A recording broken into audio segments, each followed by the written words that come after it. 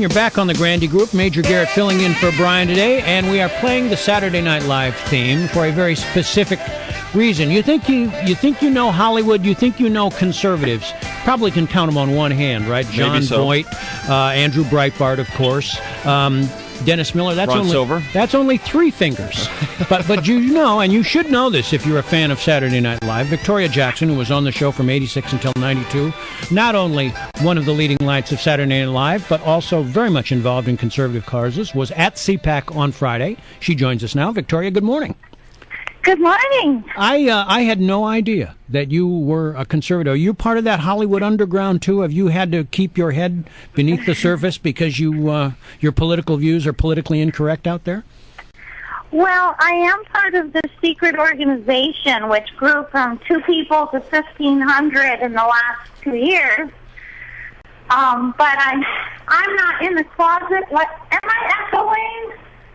Are you what? Echoing. No, yeah, you are echoing. Yeah. Okay, this is what happened. My phone, the battery's going to die because I just got back from CPAC. So okay. I was going into a gas station bathroom to plug it in, but it started echoing, so never mind. Yeah, I really didn't want to get into the whole gas station bathroom thing. That really doesn't connote with conservative causes.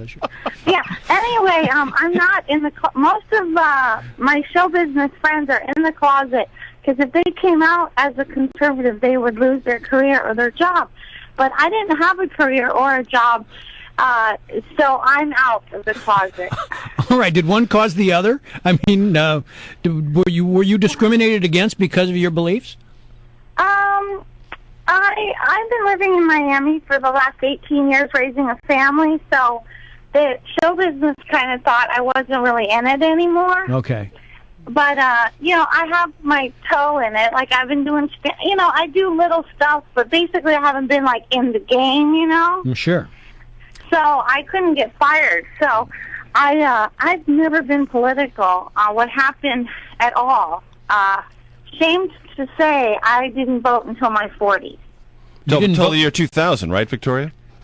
Yeah, what happened, my political awakening came in 2008 when, I heard that someone was running for president who was left of Hillary, and I was like, Hillary is a socialist.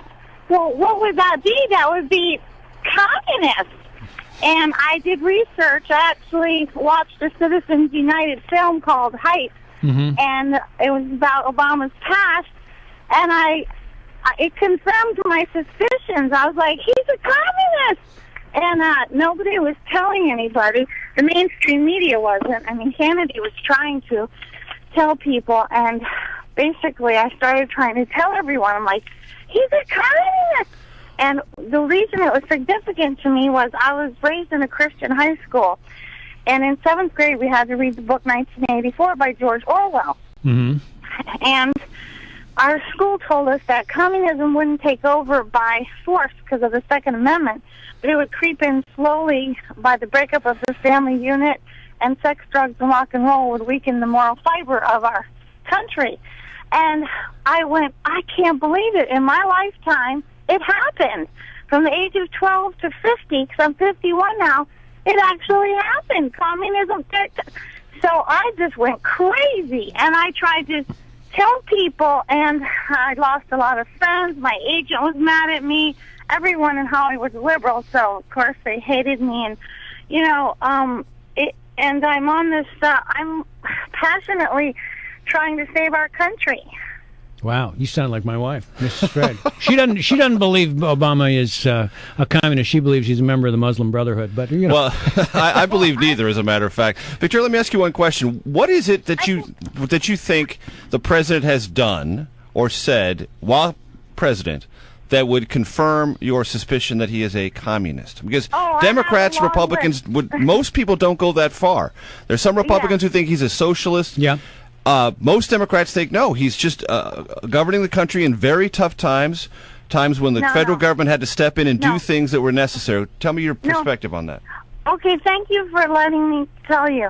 Well, first of all, I think he's a secular humanist. He's definitely not a Christian. I have proof for that. First thing he said was, all religions are the same. No Christian would ever say that. John 14:6, Jesus said, I am the way. And then he made fun of the Bible. But anyway, I think he's a secular humanist with Muslim roots, because that was his childhood. Like, I was raised Baptist. I'll always be Baptist in my heart. But anyway, my proof that he's a communist, I actually put inside of my new YouTube hit song. There's a communist living in the White House, which I have on a CD now, which I'll send you, and you could play it, or you could download it from YouTube. Yeah, we could do that.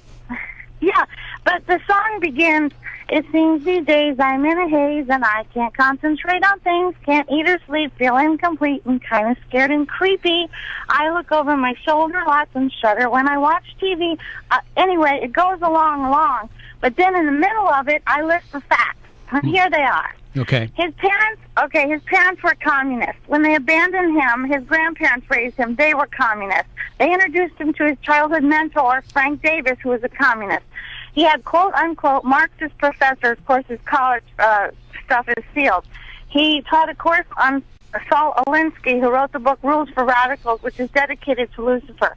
He went to a church for 20 years, preached by Jeremiah Wright, and it was Black liberation theology, which is not Christianity. It's Marxism disguised as religion.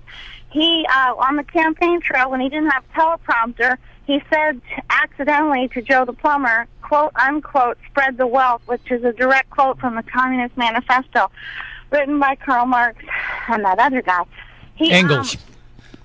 Yeah, I just say that to play the airhead. You know why I'm panting? Because I tried to run in the gas station and plug my phone in. But all anyway. right. Well, that's okay. Actually, Victoria, we got to let you go now because we're up against a hard hour. But thanks for joining us on the Grandy Group. Victoria Jackson, Saturday Night Live, conservative, not a fan of Obama. 823 on the Grandy Group.